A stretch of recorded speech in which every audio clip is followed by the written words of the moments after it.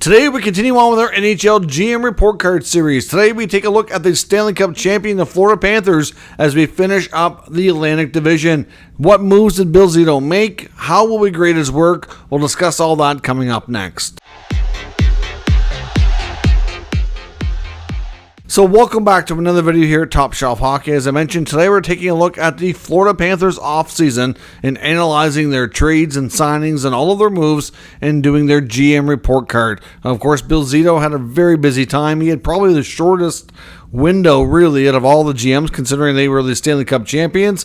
Obviously had a lot of decisions to make, and I'm sure as they were in the Stanley Cup final, if not sooner than that, they had to, as an organization, be making a lot of decisions and having a lot of discussions ahead of time, knowing that they weren't going to have a lot of time to make things official after the season was over. So what we're going to do is take a look at any trades and then the signings. Of course, internal players who stayed and re-signed, external players who came in as UFAs. We'll analyze the total in and out, so addition, subtraction, and see, is this team better? Are they weakened?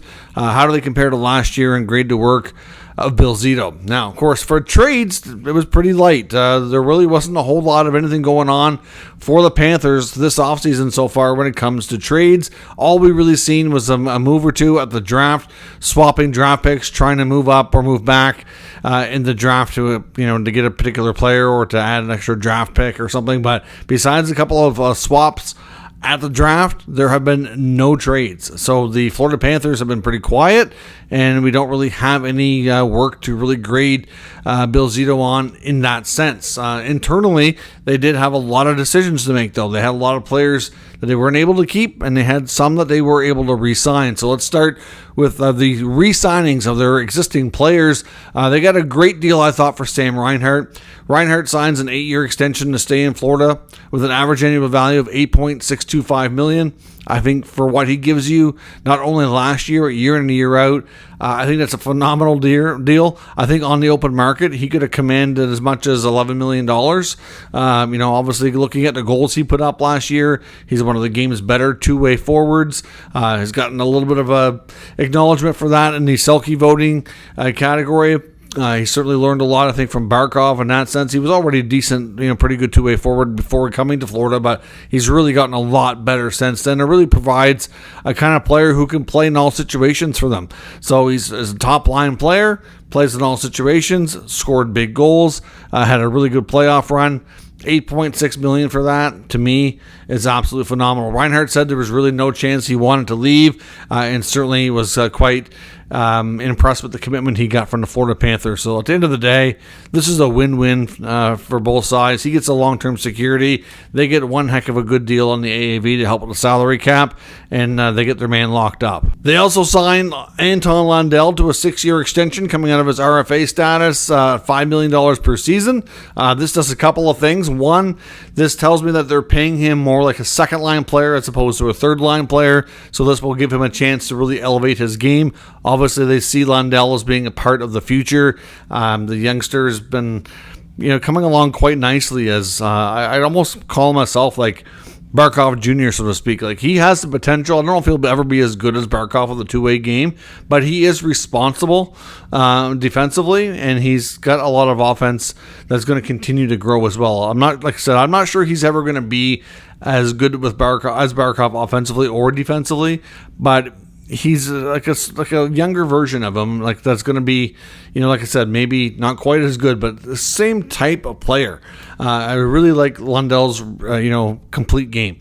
So 6 times 5 for him, I think, is a great contract. But if they're going to pay him $5 million, they need to play him more as a second line player than a third line player. And I can see how the lineup will kind of dictate that. That's likely going to be something we see.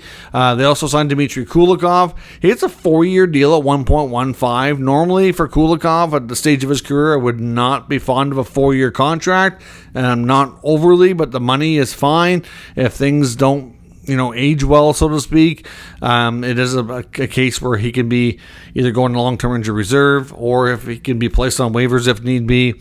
and the contract's fully variable in the minor. So at the end of the day, I don't mind it for that sense, but typically I wouldn't want to see Kulikov get a 4-year deal. Now, they did bring in lots of players from outside the organization as well. Nobody really come in and got any term. AJ Greer's the only player that gets a 2-year deal at $850. So he comes in to be a bottom 6 winger, a little bit of grit. He's a player who's bounced around a bit, but a little bit of a late bloomer too. A little bit older before he's made his NHL debut, or kind of got an extended look in the NHL. But played a bit with Boston, Calgary. I think he can help them in their bottom 6. Everybody else that they brought in are on 1-year deals. We saw a variety of these guys on both on the back end and up front. Up front, they got some different options. They got Rasmus Asplund, Thomas Nosek, obviously Jesper Volkvist as well. You got Jacob Menga, Adam Boqvist, Nate Schmidt on the back end, Mackenzie Entwistle, another forward, and Chris Drieger comes in at $795. But all those guys, 1-year deals between $775,000, $800,000. Really, for the most part, I have no issues with those because they're all short-term, low-risk contracts. If they can get Adam Boqvist and Nate Schmidt to play decent minutes for them and give them good play, which I'm not confident they can, but if they can, then they'll be really coming ahead. They bring in Chris Drieger, who's a goalie they're familiar with. Obviously, they had some insurance behind Sergei Bobrovsky and Spencer Knight. Spencer Knight's certainly a little bit of a wild card where he hasn't played much in the past year or so at least at the NHL, so it's hard to say exactly what his game is going to be like. I'm sure they'll probably give him every opportunity to make that backup spot his, though. But clearly the players they bring in, none of those contracts I can really say anything too bad about. They're all mostly outside of Greer, 1-year deals. They're all under $1 million. So there's all low risk. So as much as there's nothing there that says, wow, they really did a great job, one thing I'll give the Florida Panthers credit for is Bill Zito and his staff have been tremendous at finding value. Some of the players they've brought in has been far exceeded their expectations. Like, look at what they brought in Carter Verhaeghe. Like, they got him on the cheap. Obviously another guy who's no longer there anymore, but like Mason Marchment was another guy. They're really good at finding value and getting more out of these players. Look, they got Gustav Forsling on waivers. He's their best defenseman now. So, at the end of the day, they're good at finding some of these guys. So I'm not going to judge, even though some of these guys don't have a great track record. I wonder what they'll get being in an organization. Obviously, their analytics people must feel like there's more there to give. So it kind of suggests that you're probably going to see a top 6 of Barkov, Reinhart, Verhaeghe, maybe Lundell, Bennett, Tkachuk. Lundell, like I said, is getting paid more like a second-line player.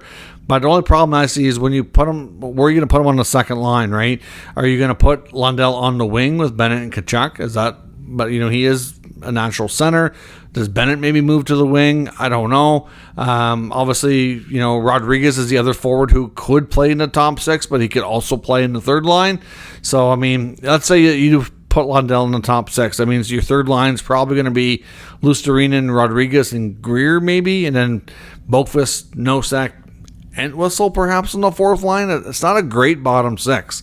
I like Rodriguez, but the others, and Luostarinen, he can... He's okay too. I don't mind him, but there's still not a great bottom 6. It's not as good as it was before. The blue line's certainly not as good either. You got Forsling, maybe with Ekblad, Kulikov, Mikkola, Boqvist, Schmidt, Toby Bjornfoot. That definitely doesn't look like the blue line's as good. So looking at the in and out, like the subtractions, additions section here, coming into the team, you get Nate Schmidt, Adam Boqvist, Jacob Menga, Mackenzie Entwistle, AJ Greer, Jesper Volkvist, Chris Drieger, Thomas Nosek, and Rasmus Asplund.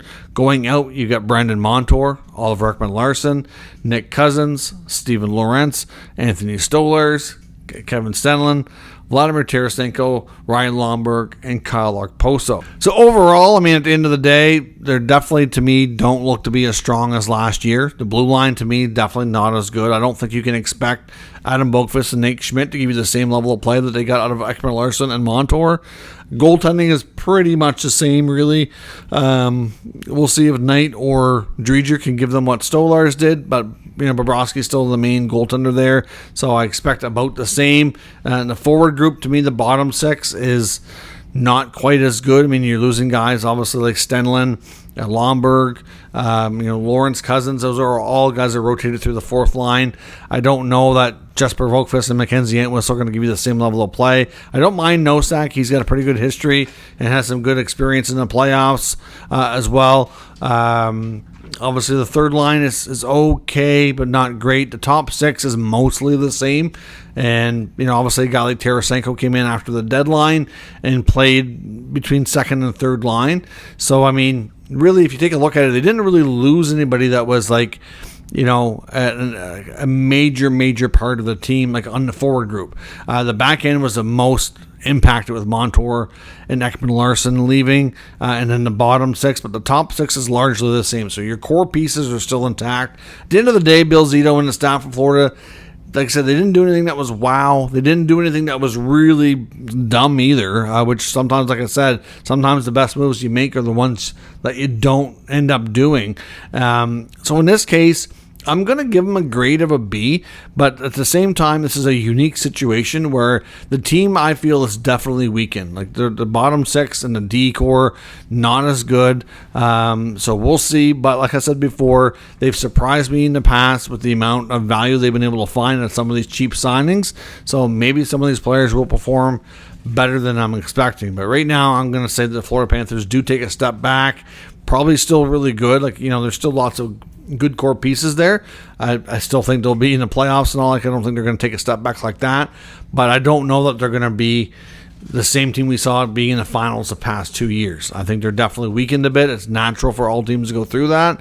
So I'm going to give Bill Zito, like I said, a B just because of what he did do. I have no problem with any of it.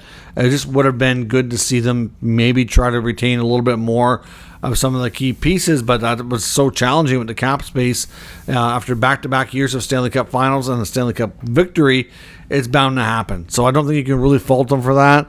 And they can probably get themselves into a position here to be in the top three in the Atlantic again, and then try to add at the deadline to see if they can defend their championship. But that's my thoughts on their offseason here so far. Let me know what you think down in the comments. The work of Bill Zito and the Florida Panthers. How would you grade things? And do you think they're going to be, it's the same, stronger, weaker going into next year? Let me know in the comments. We'll talk about it further as a community. Thanks for watching, and I'll catch you next time.